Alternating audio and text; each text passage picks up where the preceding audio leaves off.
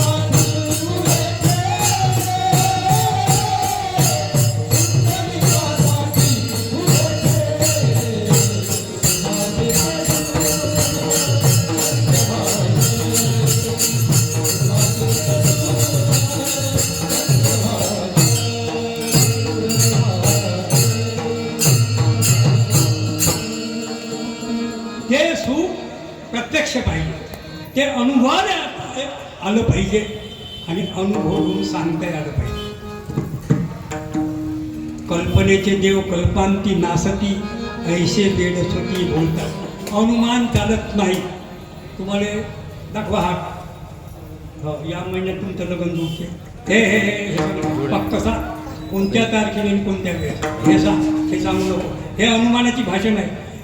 तुम्ही पाच पेपरची भाषा भविष्य राहते प्रत्येक राशीचं. या आठवड्यात तुमच्याकडे धनलाभ होण्याची शक्यता आहे. पहा कशी भाषा आहे.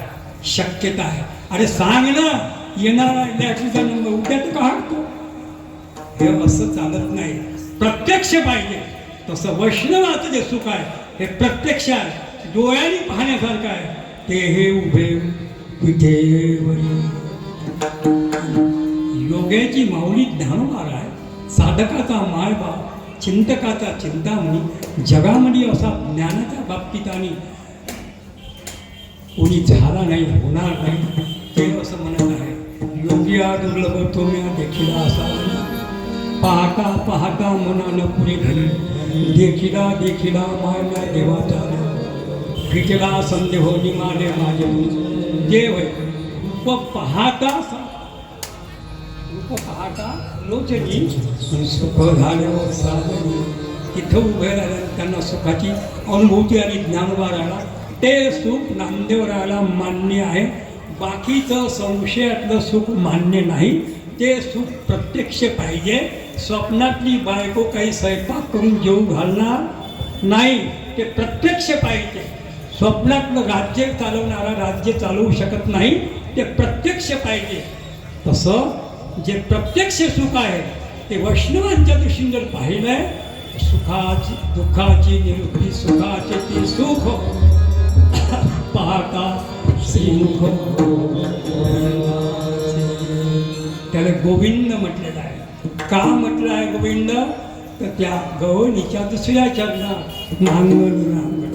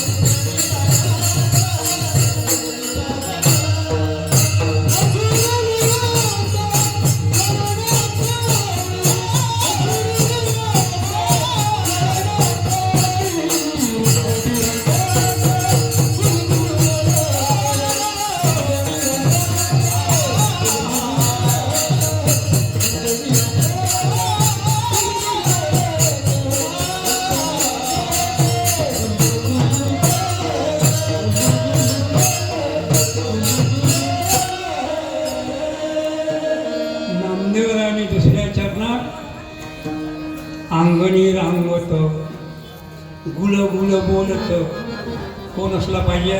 होता कृष्णाचा अवतार, गोकुळीच्या सुखा अंत पार नाही लेखा, बाळ कृष्ण नंदा घरी आनंदल्या नरनारी. दुसऱ्या चरणानं पूर्ण गोकुळ उभं केलेलं नामदेवरायाच्या भाषेमध्ये. अंगणी रांगवत तळवे तळहा टेकीत, डाव्या उजव्याने रांगवत अंगणी रांगवत. येणे माझे शिंकेवर तोडीने, येणे माझे शिंकेवर तोडीने, दह्या दुधाचे भक्षिले. जो रांगत होता कंसाने पाठवले राक्षस तळ पायाने रगडले, मारले. त्याच्यावर जास्त जोर द्यायचा नाही आपल्याला, काल्याचा प्रसंग आहे. तो सुखरूप असणारा परमात्मा अनंत ब्रह्मांड त्याच्या मुखात येशूला दाखवले, असा तो परमात्मा रांगून राहिलेला आहे. आणि रांगत असताना त्या गोकुळामध्ये असणाऱ्या ज्या गवळणी, कोणी सुना कोणी लेकी, कोणी एकी स्वतंत्र, कोणी सासरा होत्या, कोणी सुना होत्या, कोणी मुली होत्या. 3 प्रकारच्या गवळणी होत्या. यमुनेहून येत असताना हा बाबा रांगत त्यांनी डोळ्यांनी पाहावं आणि घागर डोक्यावर ठेवून त्याच्याकडे पाहतच राहावं.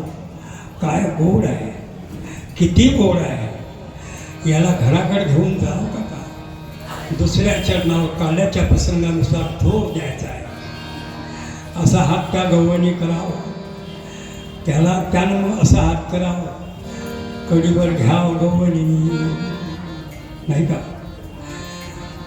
असा त्या बाळकृष्णाचा, त्या रांगत्या कृष्णाचा ज्यावेळेस गोड असा खेळ चाललेला आहे. त्याला काय बोलता येत नव्हता, तोतोडा बोले. गुल गुल बोलत असुर लोळत चरणांतरी. तोतोडा बोलून राहिला होता. असुर चरणाच्या पायानं रगडून मारून टाकले, वाच्य अर्थ. पण कोण होता? होता कृष्णाचा अवतार, आनंद करती घरोघर. परमात्मा अनंत कोटी ब्रह्मांडाचा नायक त्या नंदराजाच्या वाड्यामध्ये प्रगट झाल्यानंतर मोठमोठ्या हिमालयामध्ये, पहाडामध्ये, जंगलामध्ये हजारो वर्षे तपश्चर्या करणाऱ्या लोकांना माहीत पडलं, बापरे, अरे ज्याच्या अंगाचा वास येते, जे दह्याचा धंदा करतात आणि त्या गोकुळामध्ये कारण परमात्मा प्रगट झालेले आहे. आपण 1000 वर्षापासून ध्यान करतो तो योगियाच्या ध्यानी. योगी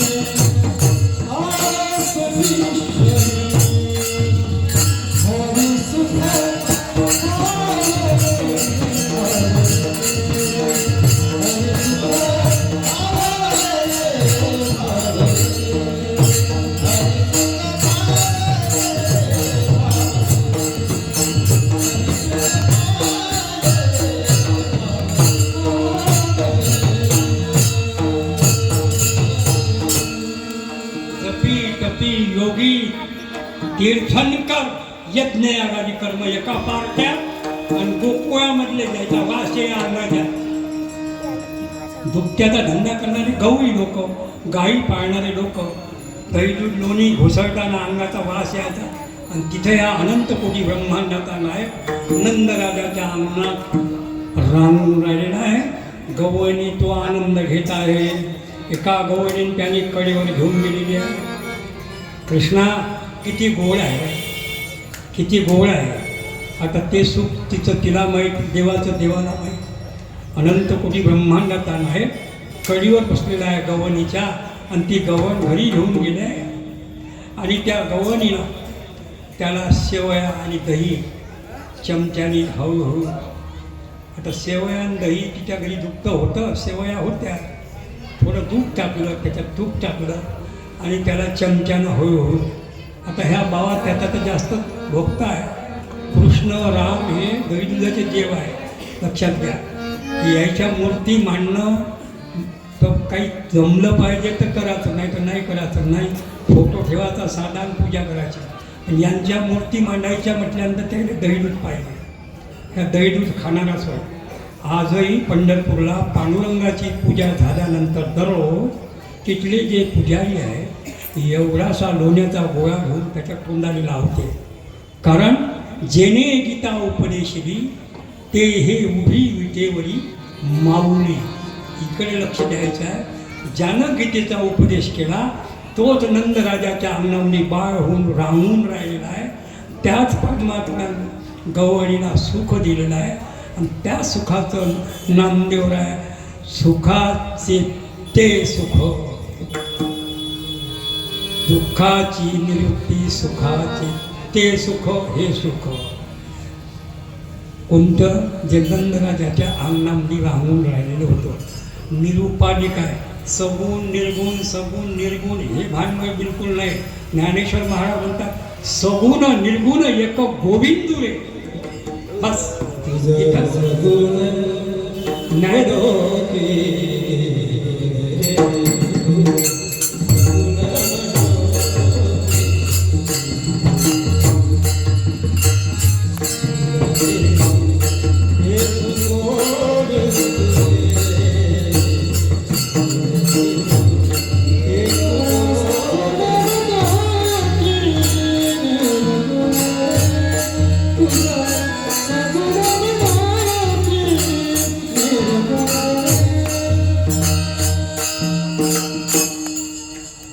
सगुण म्हणू की निर्गुण रे. सगुण निर्गुण एक गोविंद रे. हे ज्ञानी लोक उगच किस काढते. याच्या ठिकाणी ज्ञानाचा अहंकार झालेला आहे. ज्ञानोबाचं मत तुम्हाला मान्य नाही, तुकाराम महाराजांचं मत मान्य नाही. आणि आता या काळात झालेली, या 100व्या वर्षात झालेले राष्ट्रसंत तुकडोजी महाराज सुखासाठी मी नाचत नाचत पंढरी जाईन, वाचे विठ्ठल गाईन, नाचत नाचत पंढरी जाईन. त्या सुखासाठी ते जे सुख आहे पंढरीले वाचे विठ्ठल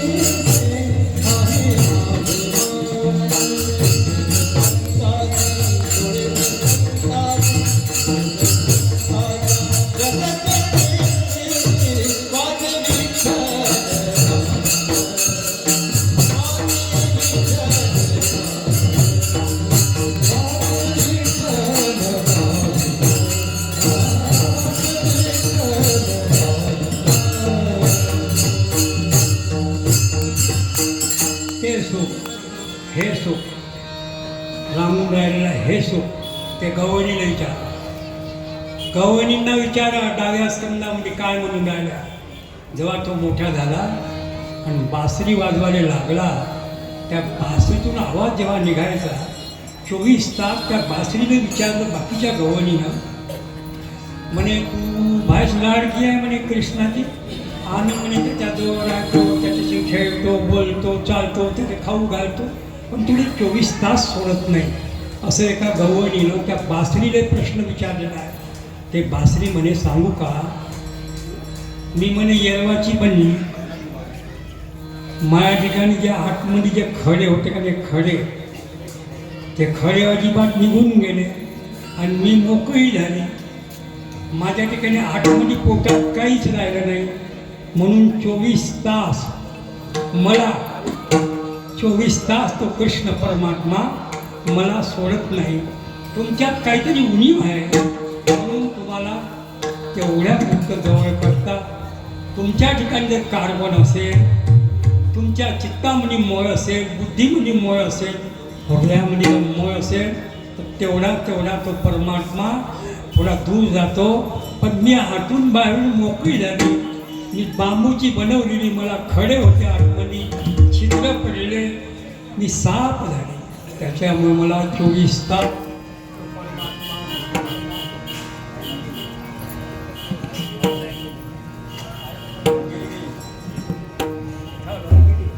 हा